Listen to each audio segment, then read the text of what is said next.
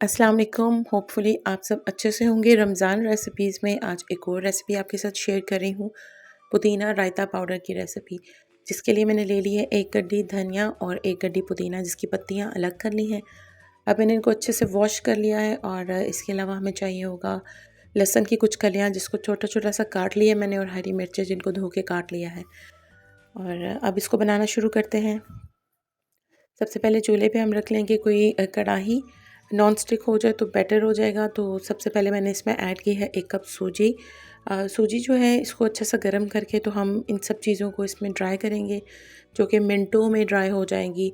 अगर आप धूप में सुखाएं या माइक्रोवेव में तो बहुत टाइम टेकिंग हो जाता है और बहुत ज़्यादा मैसी भी हो जाता है। इसमें ज़्यादा मुश्किल नहीं होती है, और ये सूजी जो है ये ज़ाया नहीं होगी। इसको आप किसी जार में बंद करके रख लें, जब भी आपको कोई वेजिटेबल ड्राई करनी हो तो आप इसको यूज़ कर सकते हैं। सबसे पहले मैंने धनिया और पुदीना ले लिया है, इसको अच्छे से मैं ड्राई कर लूँगी। तकरीबन 2 से 3 मिनट में ये बिल्कुल अच्छे से ड्राई हो गया था। 3 से 4 मिनट के बाद इसकी ऐसी शक्ल हो गई थी और बहुत अच्छे से ही ड्राई हो गया था, और मिनटों में जो है ये रेसिपी बन के तैयार हो जाती है। ये देखिए, ये इस तरह से पाउडर बन रहा था।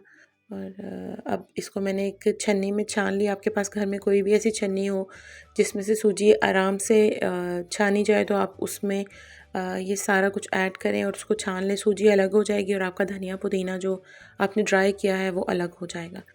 तो अब नेक्स्ट स्टेप की तरफ चलते हैं। नेक्स्ट मैंने ले लिए है इसमें हरी मिर्चें और लहसुन की कलियां जो मैंने बारीक काटी थी। अब इसको भी हम ड्राई रोस्ट कर लेंगे, और इसको भी ड्राई होने में 2 से 3 मिनट लगे थे। और इसके बाद इसको भी हम छान के तो रख लेंगे। अब हमने इसको ग्राइंड करना है, तो सबसे पहले धनिया पुदीना जो हमने ग्राइंड किया था वो ऐड करेंगे, फिर हरी मिर्च और लहसुन जो ऐड किया था, सॉरी ड्राई किया था, वो हमने ऐड कर दिया। तो उसके अलावा कुछ मसाले और मैं ऐड कर रही हूँ, जिसमें 1 चम्मच ज़ीरा है और 1 चम्मच आधी चम्मच मैंने इसमें लिया है काला नमक। आप वाइट सॉल्ट भी ले सकते हैं। और कुटी हुई जो लाल मिर्च होती है वो मैंने ली है थोड़ी सी। तो अब हम इसको ग्राइंड कर लेंगे। दरदरा सा ही मैंने इसको ग्राइंड किया है, बहुत फ़ाइन पाउडर नहीं बनाइएगा, क्योंकि ये रायते में कुछ इसके चंक्स नज़र आते हुए अच्छे लगते हैं और टेस्ट भी अच्छा आता है। तो इसलिए मैंने इसको इतना सा ग्राइंड कर लिया था।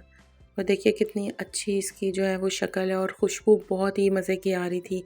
इसमें जितने भी इंग्रेडिएंट्स गए हैं उनकी खुशबू बहुत अच्छी आ रही थी ड्राई होके।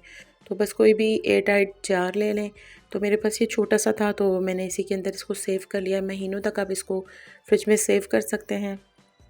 बस 1 चम्मच को दही में मिक्स करिए और मज़ेदार सा रायता जो है वो तैयार है।